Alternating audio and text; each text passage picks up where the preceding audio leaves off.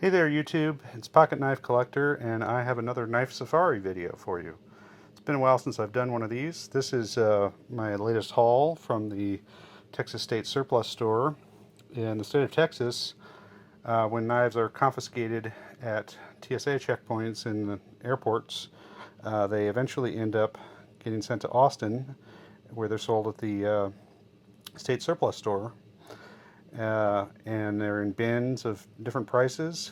Some of the nicer stuff gets pulled out by the employees and individually priced, but a lot of it is in bins at $3 or $8 or $15. And when I go and pick up an assortment of stuff, I like to share what I got and talk a little bit about what I paid for it and what it's worth, and if I found anything odd or interesting, I like to highlight that. So why don't I go through these for you and tell you what I found here. This is all my recent purchase from the State Surplus Store. Here we've got a large QSP knife. It's a flipper. It's on ball bearings. It is 440C stainless steel, which is good stuff. Contoured G10 handle scales. I think this was $15. Got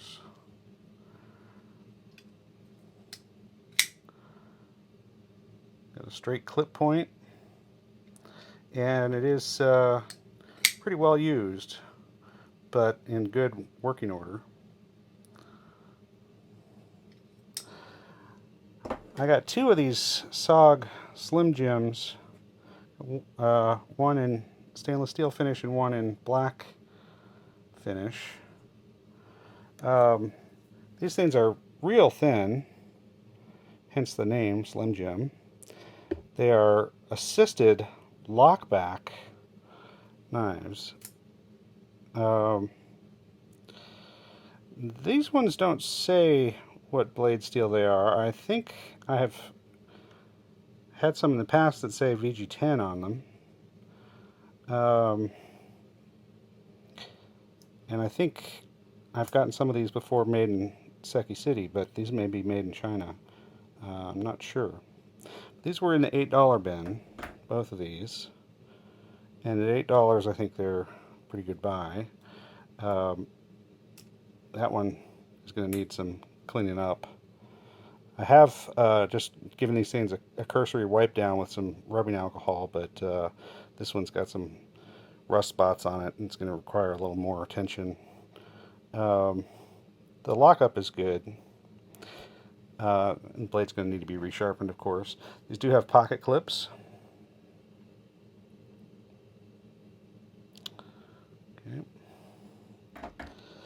Okay. Also from SOG, I picked up an older Kiku. This is a model with thumb studs and a liner lock. They now have a Kiku XR, which is quite expensive. This older model is, not sure what steel this is. The XR is in CTS XHP, I think, or something. It's particle metallurgy. This has got micarta handle scales with sort of a interesting contour on them. Pretty beefy, recurve.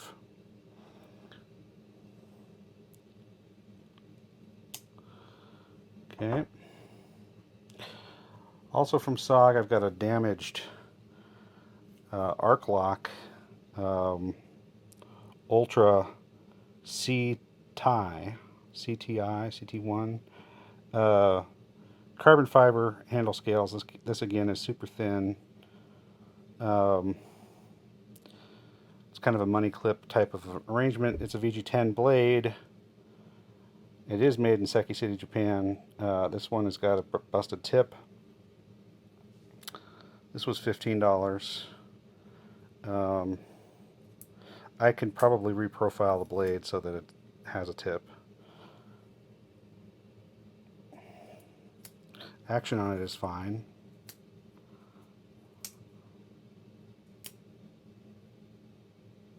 It's very light, very slender.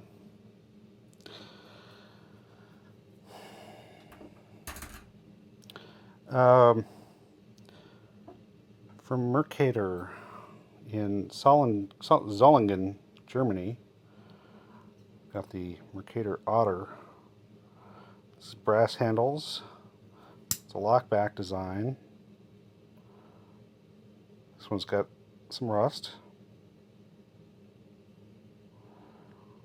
This was $15. Got a bail at the end with a leather lanyard on it. Lockup is okay. These knives are very traditional and very simple, kind of have the feel of a Nogami Japanese knife, or like an open L, you know, just traditional old school pocket knife. Got a USA Kershaw here. This one is going to need to be disassembled and have a lot of lubrication and cleaning done to it in order to operate correctly, but it is a speed safe, or it is at least supposed to be speed safe flipper. Does not have enough strength right now to overcome the friction of all the gunk that's clogging up the speed safe mechanism. But look at that blade shape. It's almost like a weird sort of kukri thing. It's got a crazy recurve in it. And this has got a weird lockup too. This is not a liner lock. It's not a frame lock like a lot of Kershaws are. It is this unique lock here that operates kind of like an axis lock, except that the lock is captive in the blade. You see that? And when it's open, the lock bar slides back, or is supposed to slide back, and engage back here and hold the blade open. This was $15. And like I said, it's going to require some work, but kind of an oddball knife, and I like oddball stuff.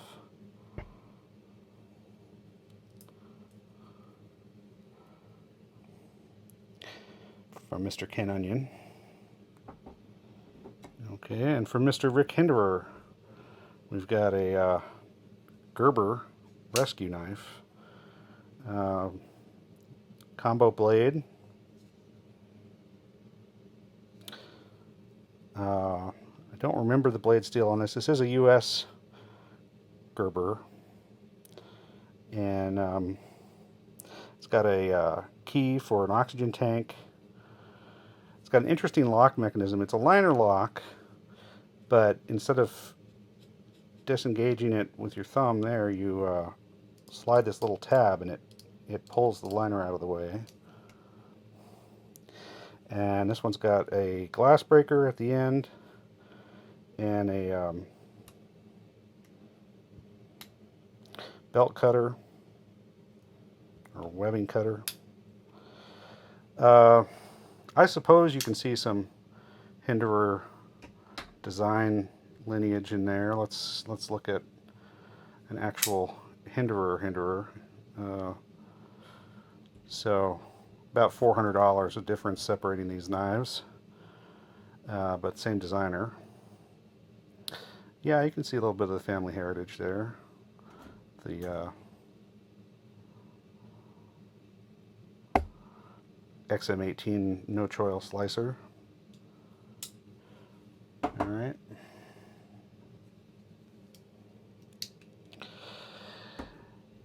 And then from Wesson, WESN, got a slip joint, titanium frame on this thing. Oh, $15 on the Gerber, I believe. No, eight on that Gerber. That was a good deal. And I got a couple of them in the same haul. I only put one up here to show you, but they had 3 or 4 of them in the bin. I picked out the 2 best, the 2 that were in the best condition.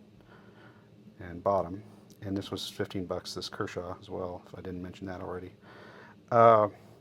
This was $15 as well. This Wesson slip joint titanium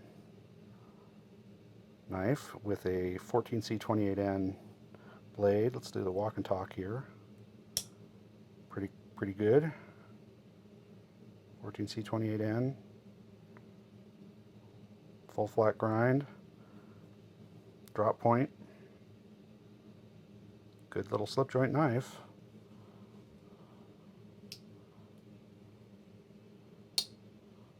Okay. And one more slip joint. And this was also $15. This is a true custom from Crawford Knife Works, or Crawford Knife Design. You can find this exact knife on the Crawford website. If you look through the catalog of knives that they've made, there are a couple of them with white G10 handle scales, and you can spot this one in particular. I don't know what these sold for new, but I bet it was more than $15. And the walk and talk on this is pretty good. Listen to that. Yeah. So there you go, true custom knife for 15 bucks. Hard to beat that kind of a deal. If you like my videos, please subscribe to the channel, and I'll keep them coming. Thanks. Bye. It looks like I got a little overexcited and skipped right past a couple of things in that latest batch. So let me correct that now. What we've got here is from Olight, the OKnife Beagle in 154 cm. It's got a harpoon tip, some jimping back there, blue anodized thumb studs, blue anodized hardware, except for the pocket clip, which is black. G10. I believe these are made by Kaiser as the OEM. The designer here is Azo, who does stuff for Kaiser as well. Yeah, nice little knife. In pretty good shape, too. And in rougher shape, we've got a CRKT Tie Tac 2 from Brian Ty, his designer.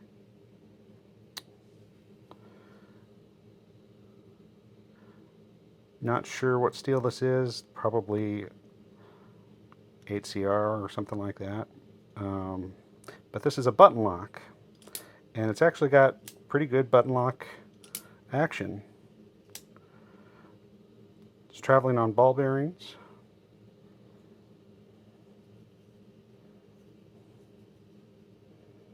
Deep carry pocket clip.